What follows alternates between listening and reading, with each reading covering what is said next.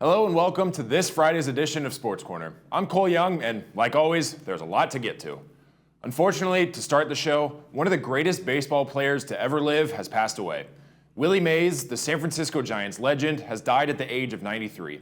The center fielder, who began his professional career in 1948, had been baseball's oldest living Hall of Famer. He was voted into the Hall of Fame in 1979, his first year of eligibility, and in 1999 followed only Babe Ruth on the Sporting News list of baseball's top players of all time. The Giants retired his uniform number 24 and sat their AT&T Park in San Francisco on Willie Mays Plaza. Over the course of 23 seasons, Mays batted .301, hit 660 home runs, totaled 3,293 hits, scored more than 2,000 runs, and won 12 Gold Gloves. He was Rookie of the Year in 1951, twice was named the Most Valuable Player, and finished in the top 10 for the MVP 10 other times.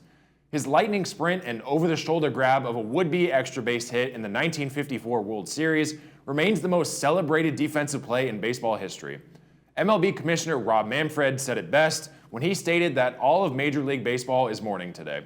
Mays will be missed, but his accomplishments on the diamond will live on forever.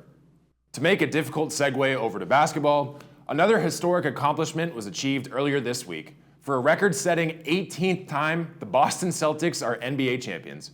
After quickly jumping out to a 3-0 lead, it seemed likely the Celtics were on the verge of sweeping the Dallas Mavericks. But facing elimination in Game 4, the Mavericks made a statement. Luka Doncic scored 25 of his 29 points in the first half. Kyrie Irving added 21, and the Mavericks stayed alive, fending off elimination with a 122-84 beatdown. At one point, Dallas led by a whopping 48. The 38-point final margin was the third biggest ever in an NBA Finals game, behind only Chicago beating Utah 96-54 in 1998, and the Celtics beating the Lakers 131-92 in 2008. This win forced a Game 5 back in Boston. Once again, the Mavericks were facing elimination, and Boston was still one win away from a record-setting title. On Monday night, the Celtics got their revenge.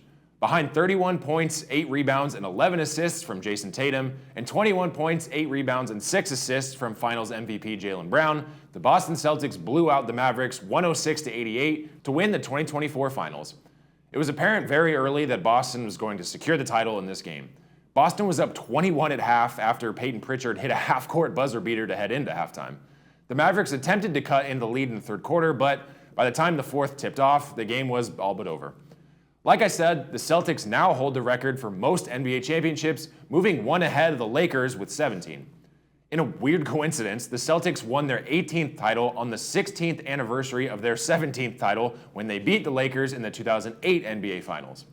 Until this win, the Celtics had played more postseason games over an 8-season span without winning a title than any team in NBA history. That run involved 6 trips to the Eastern Conference Finals, including last year's loss in 7 games to the Heat, when Boston became the 4th team ever to force a Game 7 after falling behind 3-0. There was also the loss to the Warriors in the 2022 NBA Finals after winning 2 of the first 3 games and leading in the 4th quarter of Game 4, before seeing Golden State celebrate its 4th title of the Steph Curry era.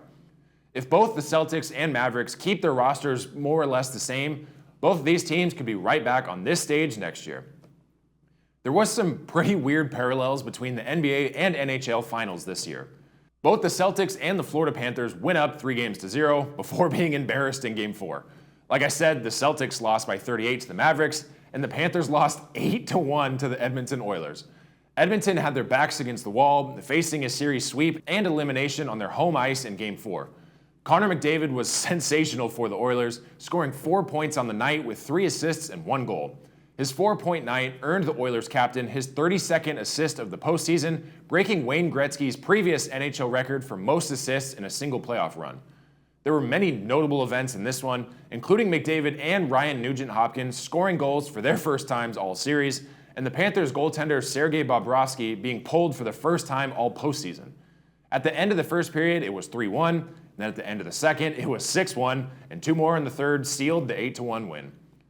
This massive statement win forced a Game 5 Tuesday night back in Sunrise, Florida. And Edmonton managed to stay alive for another game and send the series back to Alberta after securing a 5-3 win over the Panthers. Again, Connor McDavid put on a clinic, scoring another 4 points, this time with 2 goals and 2 assists. He's the first player in NHL history to have back-to-back 4-point games in the Stanley Cup Final, and Edmonton became the first team to win a Game 5 on the road after falling behind 3-0 in the series. Like I said, Game 6 is back at Edmonton tonight at 5 p.m. Tune in to see if Florida can close out the series and win their first ever Stanley Cup, or if Edmonton can pull off the impossible and force a Game 7. I'm sure most would agree that probably the worst part about sports is being on the losing end of a championship. This past weekend was the U.S. Open of Golf at Pinehurst No. 2 in Pinehurst, North Carolina. LIV golfer Bryson DeChambeau picked up his second U.S. Open title of his career. However, pretty much all the focus has been on the runner-up. Rory McIlroy was in prime position to earn his first majors title in almost a decade when he had one of the most heartbreaking missed shots I have ever seen. DeChambeau and McIlroy were tied at 6 under heading into the 18th hole. After a few tough shots, McIlroy sat just 4 feet from the hole with a chance at par with a putt that he could probably make in his sleep. And he missed. After sinking the bogey putt afterwards and finishing his day 5 under, he could only sit and watch DeChambeau and hope for the best. DeChambeau hit a difficult punch shot from near a tree root in the native area and into a bunker across the fairway. From 55 yards away, he chipped to about 4 feet and sunk the par putt to finish 6 under, 1 shot better than McIlroy. Rory McIlroy was then reported to have sped out of the club without speaking to the media, and I can't say I blame him. Bryson DeChambeau said it best after his victory, stating, quote, "Rory is one of the best to ever play. Being able to fight against a great like that is pretty special. For him to miss that putt, I'd never wish it on anybody. It just happened to play out that way." End quote. The PGA Tour continues this weekend with the Travelers Cup, but McIlroy announced he's taking a few weeks off. Hopefully, he will bounce back from this and come back even stronger. It's been a few weeks since I've given an update on the MLB, so I figured we'd check in on the 3 SoCal teams. The Dodgers are yet again on top of their division, number 2 in the National League and number 5 across the MLB. Shohei Ohtani is absolutely dominant yet again, leading the team with a .319 batting average and 19 home runs. He's tied for the 4th most home runs in the league, has the 3rd most hits in the league, and is just outside the top 5 for batting average. The Dodgers will host their rivals from the South, the Angels, for a 2-game stint this weekend. The Angels are on the complete opposite trajectory as the Dodgers. With Shohei being traded, Mike Trout and Anthony Rendon on the injured list, and just overall poor play, the Angels are 2nd to last in the AL West, 3rd to last in the AL, and the 5th worst team in the MLB. The All-Star voting for MLB players took place this past week, and no Angels player finished higher than 8th in the voting for all positions. This truly seems to be an all-time low for one of our hometown teams. On the bright side, the season isn't halfway over yet, and a win or 2 on the road against the Dodgers this weekend would go a long way towards righting the ship. And our last SoCal team, the San Diego Padres, are smack in the middle of the Dodgers and the Angels. They're hovering just above 500, are 3rd in their division, top 10 in the NL, and are the 15th best team in the league. That's out of 30 teams, so they are the true definition of the middle of the pack. Fernando Tatis Jr. is leading the team in hits and home runs, and their bullpen has been relatively solid. Like I said, the season isn't even halfway over, and the Padres still have a good chance to make a playoff push. Make sure to enjoy all that the sports world has to offer this weekend, and if you're anything like me, you're counting down the days until the Summer Olympics.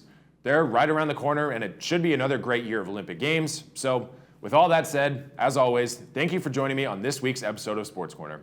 I'm Cole Young. Have a great weekend, and I'll see you next time.